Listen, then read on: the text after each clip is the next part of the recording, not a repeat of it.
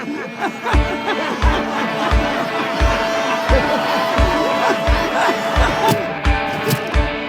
pagi. Selamat siang. Selamat malam, warga bumi yang gak gua cintai. Apa kabar wahai para WNI yang gak berbahagia? Selamat datang bagi yang baru pertama kali mampir di mari. What's up, buddy? And what's up bagi yang biasa nongki di mari. Welcome di segmen paling sepi di channel ini, yaitu tier list film sutradara, dimana gua ngeranking filmografi dari seorang sutradara berdasarkan pengetahuan film gua yang gak seberapa. Dan korban kali ini adalah Robert Eggers. Anyone cares what I might have to say? Di antara berbagai genre film, horor adalah salah satu genre yang jarang gua tonton. Selain karena gua orangnya kagetan, film horor baik dalam negeri dan luar negeri kebanyakan isinya ya buang-buang waktu dengan kebodohan para pemeran dan penulisnya. Tapi Robert Eggers adalah salah satu dari segelintir sutradara yang bisa ngebuat gue excited buat nonton horor. Karena yang menarik dari film-film beliau adalah Robert Eggers selalu mengangkat topik folklore atau legenda yang ngebuat filmnya bukan sekedar menjadi alat penghasil dopamin, tapi juga mengenalkan gue dengan budaya yang selama ini nggak pernah gue tahu. Dengan sinematografi yang sangat memanjakan mata sekaligus bisa bercerita tanpa perlu mempersulit audiens, asalkan kita tahu folklore atau legenda apa yang sedang dibicarakan. Nah, buat yang ngikutin segmen ini, gua kemarin ada nanya apakah saudara selanjutnya yang bakal kita bahas itu Yandi Lawrence atau Guillermo del Toro, dan yang terpilih adalah Bang Yandi. Tapi sayangnya sampai detik ini gua nggak bisa nemu film Keluarga Cemara. Gua udah nonton semua karya beliau kecuali yang satu itu. Dan kebetulan tanpa sadar gua ternyata udah nonton semua karya Robert Eggers kecuali Werewolf yang tahun ini belum tayang tentunya. Jadi video Bang Yandi kita tunda dulu sampai gua nemu Keluarga Cemara, dan untuk sekarang kita ngebahas Robert Eggers dulu. My disappointment is immeasurable.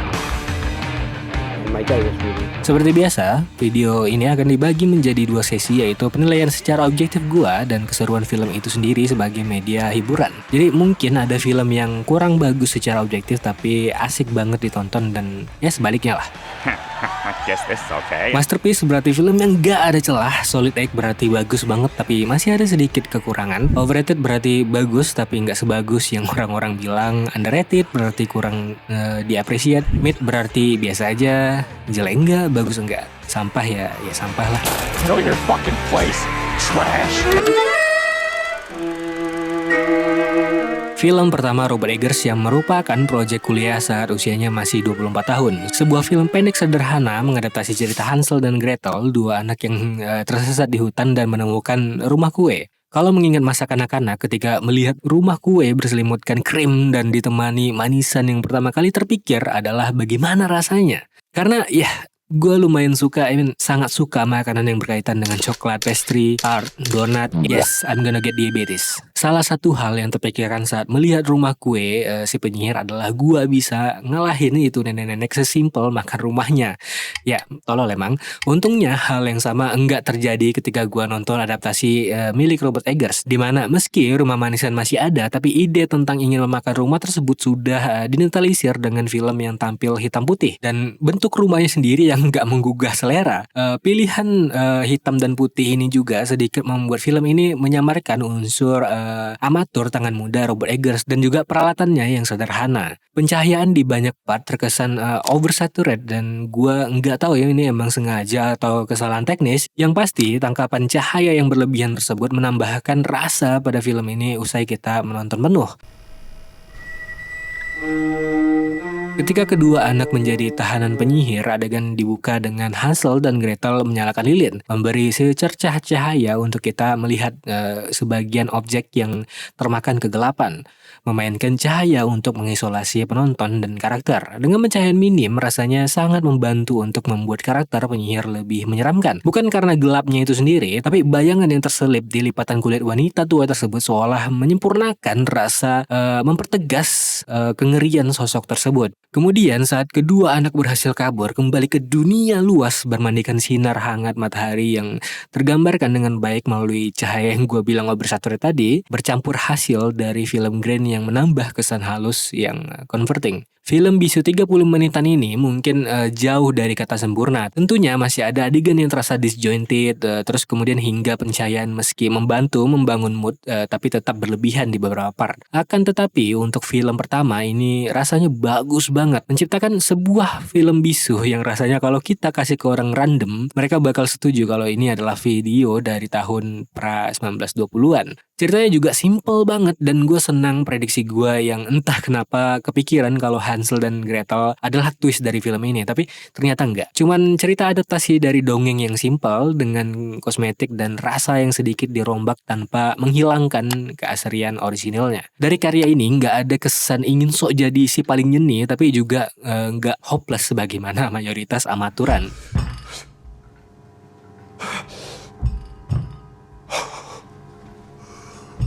Film pendek Eggers kedua mengambil cerita pendek yang memang kurang terkenal dari penulis Edgar Allan Poe. Ini adalah kedua kalinya Eggers mencoba menumpahkan obsesinya terhadap Bram Stoker Dracula, lebih tepatnya adaptasi nggak resminya itu Nosferatu. Wardrobe niat ala Victorian era, tekstur kasar, dan teknik pengambilan gambarnya sangat-sangat meneriakkan dua film Nosferatu klasik. Dan ketepatan set, kostum, dan acting karakternya juga sangat meyakinkan kalau ini adalah film jadul. Di sini Eggers dengan jelas mencoba menggunakan lighting sebagai salah satu senjatanya, namun hasilnya masih kasar dan jauh dari karya-karyanya mendatang yang mana pencahayaan minim itu bak menjadi trademarknya selain cerita berdasarkan folklore. Untuk wardrobe yang niat deh, gue nonton sambil makan dan merasa jijik, gue taruh di underrated.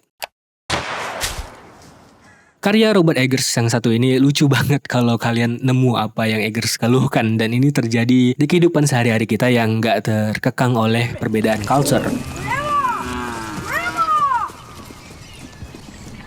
Dinamika abang adik seperti keusilan seorang abang yang makin adanya nangis makin senang, adik yang selalu dibela orang tua, dan rasanya selalu dapat pengecualian dari kesalahan-kesalahan yang mungkin kalau abangnya lakukan bakal beda tanggapan. Dinamika simple ini dikemas menjadi drama yang menegangkan dengan shot-shot yang boleh gue bilang udah sangat menggambarkan karya besar Robert Eggers ke depannya. Karena film pendek ini juga dibuat oleh Eggers untuk mempresentasikan The Witch, ya untuk menggalang dana dan meyakinkan orang-orang untuk percaya kepada visinya. Dan untungnya benar-benar meyakinkan sehingga kita mendapatkan The Witch. Brothers hanyalah sebuah cerita simple, namun suspense-nya tetap terasa. Underrated.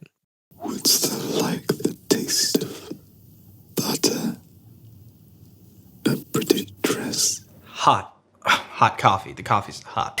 The Witch adalah karya debut Robert Eggers dan juga karya yang dia sendiri bilang overrated. This is the worst shot in the film. I hate it. Sucks. Jaren, the DP, hates it even more. Sorry, Jaren. Eggers menyayangkan dengan kemampuannya yang saat itu baginya belum matang. Dia ngerasa visi sebenarnya dari The Witch nggak bisa ia translatekan dengan baik dan harusnya bisa lebih bagus. Kalau kata gua mah merendah buat meninggi nih orang. Sebagaimana dua film pendek pertamanya, Eggers lagi-lagi mengadaptasi sebuah folklore, dan kali ini adalah legenda penyihir yang sangat terkenal mungkin ya hampir di banyak tempat lah. Saking terkenalnya muncul era pemburuan penyihir yang juga rasanya menjadi salah satu kritikan dalam film ini. Karena di era modern pun pengekangan dan lemahnya suara wanita masih menjadi permasalahan yang panas. Sebagai orang yang tumbuh di New England, Eggers merasa bahwa dia perlu memperkenalkan kembali bentuk sebenarnya dari legenda penyihir yang di zaman modern ini udah nggak lagi menjadi momok bagi masyarakat. Eggers menggunakan unsur agamis yang menjadi konflik pada masa itu yang berkaitan dengan kelompok Puritan, sebuah kelompok dalam agama Protestan yang dipandang ekstrim. Sejarah Puritan sendiri lumayan panjang sih kalau kita bahas, jadi bagi yang belum tahu silahkan Google sendiri atau riset sendiri. Dan gua juga bukan dari agama Kristen sehingga rasanya kurang berhak untuk menjelaskan secara rinci. Intinya keyakinan Puritan yang sangat ekstrim dan sangat mempercayai hal-hal spiritual menjadi bahan bakar cerita ini yang nantinya menghasilkan paranoia, penekanan suara wanita, hingga hingga pemahaman radikal yang menimbulkan ego membuat lingkungan terasa begitu sesak, yang mana sangat bisa kita rasakan sepanjang film. Kendati bersetting di rumah dengan lahan yang begitu luas, namun isolasi, moral yang kaku, hutan dengan pepohonan rapat yang mengelilingi lahan mereka, serta kesunyian membuat film ini terasa klaustrofobik. Dibantu dengan komposisi gambar yang ditangkap dan dirangkum dalam rasio 1:1,66 yang membuat frame cenderung lebih tinggi bukan melebar.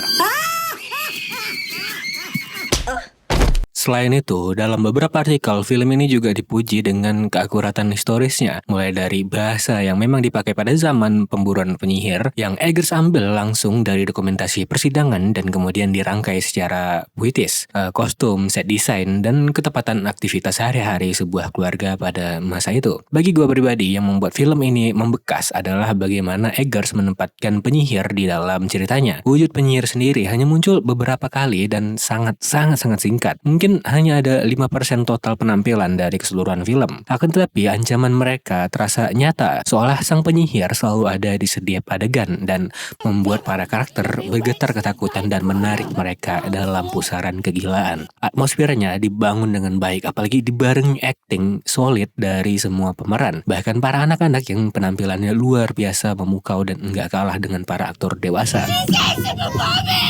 Dengan latar belakang agama yang kuat di film ini, Eggers berani untuk mempertanyakan fakta-fakta sensitif, seperti saat Caleb menanyakan apakah Samuel akan masuk neraka karena dia belum dibaptis, padahal dia hanya bayi yang belum tahu apapun. Daripada berpikir logis dan mencari solusi, William yang sangat ekstremis justru menyalahkan setan dan ilmu hitam dan lebih mempercayai hal gaib dibandingkan anaknya. Memperlihatkan bagaimana para tokoh hanya berserah diri kepada Tuhan dan hasilnya jauh dari kata ideal.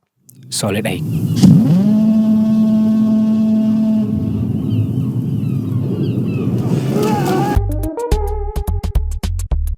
Ini adalah film yang memperkenalkan gua kepada Robert Eggers dan film pertama Robert Pattinson yang gua tonton setelah Twilight.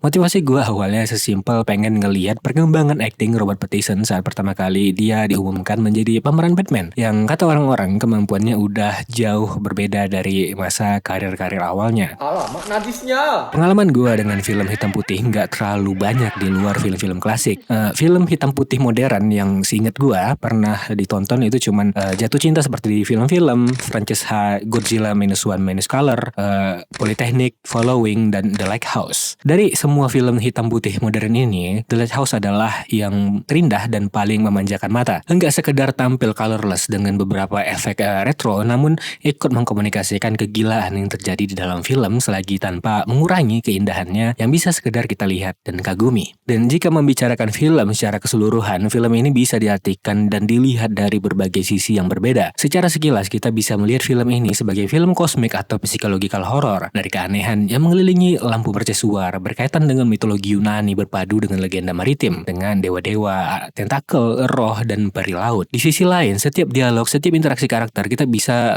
mengartikan film ini sebagai drama perkantoran antara atasan dan bawahan, dengan Dafoe yang selalu menindas dan mendikte Robert. And I say you swab it again and you swab it proper like this time and you'll be swabbing it 10 times more after that. Hubungan orang tua dan anak muda dengan bagaimana Robert begitu ambisius untuk diakui sebagai orang dewasa, orang yang bisa memegang semuanya, mendapatkan kebebasan orang dewasa yang selalu didambakan pada anak kecil hingga remaja. Bahkan cerita ini bisa kita lihat sesimpel drama rumah tangga dengan hubungan Dafoe dan Robert yang isinya bertengkar muak satu sama lain, tapi di lain waktu mereka membutuhkan satu sama lain, tertawa, bercanda, menari, mabuk bersama, satu detik saling meneriaki satu sama lain, dan detik berikutnya berbicara hati ke hati. I seen it.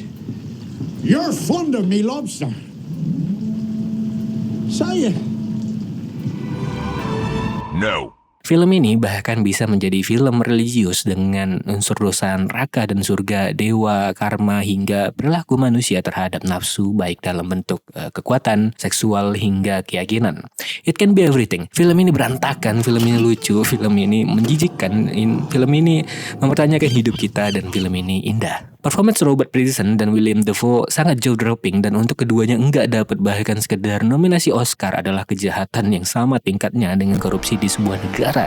Dialognya. Hello, Bid our father the Sea King. Film ini adalah film pertama yang gue harus pause di beberapa adegan untuk memahami kata yang dilontarkan, tapi setelah membaca dengan cermat pun, I couldn't understand a damn thing. Karena dialog di film ini dirangkai sepersis mungkin dengan bahasa yang dipakai para pelaut pada masa tersebut. Dialog The Lighthouse adalah hasil riset dengan melihat dokumen wawancara nelayan pada abad ke-19 yang menuliskan kalimat mereka persis sebagaimana pelafalannya.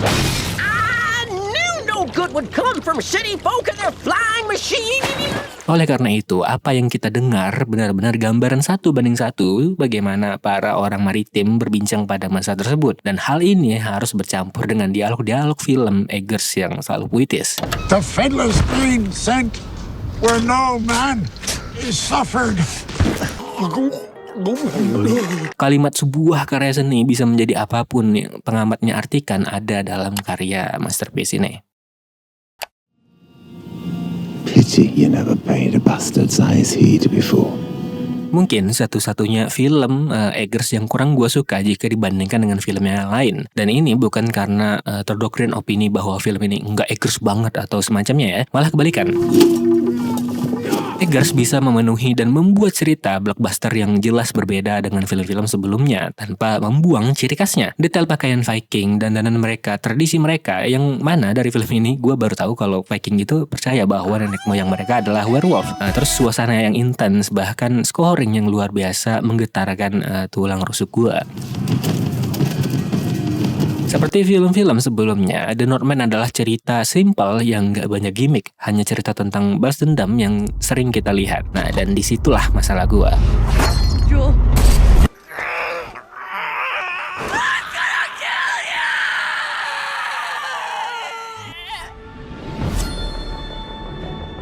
Ada komik bernama Vinland Saga yang juga dimulai sebagai cerita balas dendam. Setelah membaca manga ini, dengan melihat bagaimana perkembangan jatuh bangun pemeran utamanya, segala cerita tentang balas dendam itu terasa gimana ya? Hambar.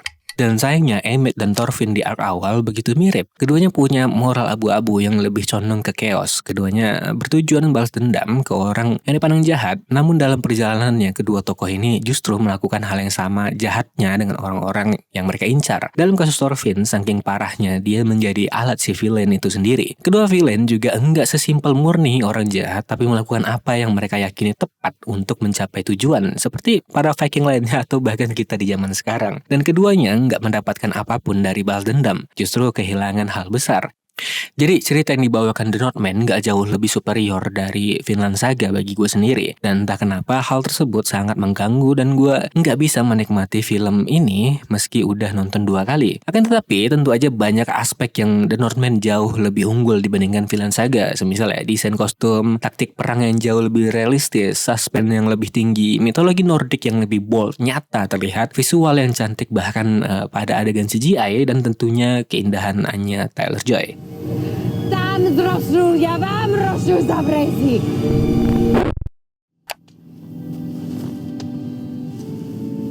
In heathen times, you might have been a great priestess of Isis.